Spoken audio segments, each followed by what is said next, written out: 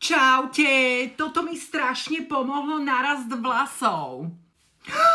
A teraz fakty. Elsev Grow Booster od L'Oréal Paris testujem niekoľko mesiacov a tu sú moje poznatky. Celá rada obsahuje aminexil v rôznych percentách. Booster Serum má najvyššie percento aminexilu v sebe. Garantuje 7000 nových vlasových vlákien. Užívaní aspoň 5 krát do týždňa som to špricovala do vlasov každý jeden deň. A čekuj. Neviem, či ich je 7000, ale sú tam.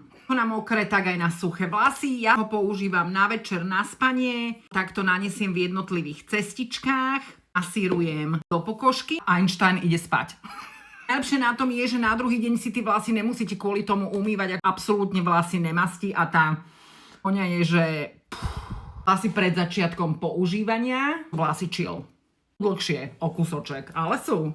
Kropy approved. Smoček.